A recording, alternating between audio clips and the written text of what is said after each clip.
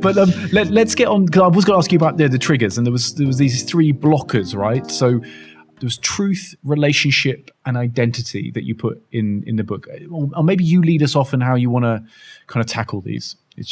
Yeah.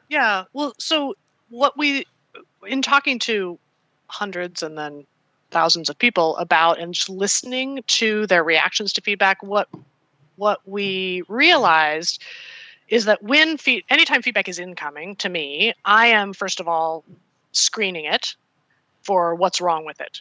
Because if I can find something wrong with it, then I can, set it aside and relax and move on with my life.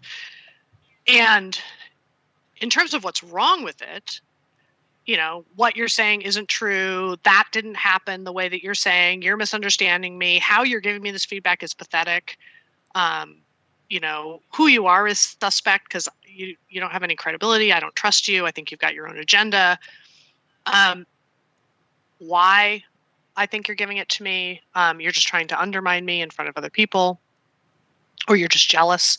So we have all kinds of what we call it wrong spotting that we do when we're assessing the feedback coming at us, and we're looking for what's wrong with it so that we can, safely reject it.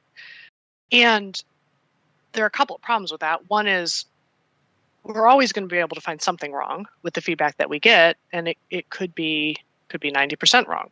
And that last 10% might actually be of value.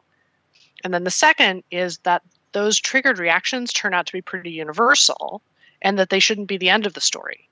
So we group them, as you just described, they fall into three categories of triggered reactions we have when we're getting feedback. The first is what we call a truth trigger.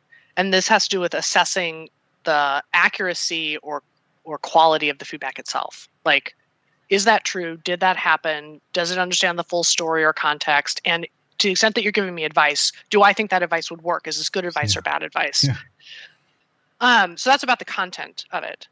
But there are two more triggers. The second one is a relationship trigger, and that has to do with who's giving me the feedback.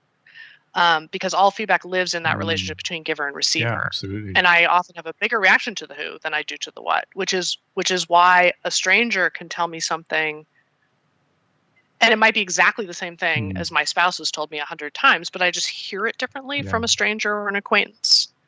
Because it's not tied up in all the ways in which my spouse wants me to change and is being annoying about it. That is a classic one for married people. Yeah, that really is a classic one. Yeah, absolutely. So the challenge of the relationship trigger is like, how do I pull apart the who from the what? Because we may have issues in our relationship, and irritatingly, you also may have something of value that you're offering me. Yeah. And then the third trigger is what we call an identity trigger, and that has to do with that sensitivity to feedback. Like, what's my feedback profile? What's the story I tell about who I am? And how am I wired? Sensitivity, growth, mindset, etc. And can I manage? So along with that truth, relationship, identity, each of them has a set of challenges. The identity challenge is the challenge of being me, understanding my own profile and helping other people know how to give me feedback so that I can hear it sometimes. The challenge around relationship triggers is we call it the challenge of we. How do I separate the who from the what? And how do we understand our relationship system? Because if we're having trouble, say, working together, I think you're the problem, you think I'm the problem. And the problem may be the combination of the two of us or the roles that we're in, et cetera. So how do we take that apart and diagnose it so that we can try to improve it? And then the challenge around truth is the challenge to see what in the world the giver is trying to tell me, which actually is harder than we think it is, and also to see ourselves accurately and to see those blind spots that we may have, that we need other people to help us see ourselves accurately.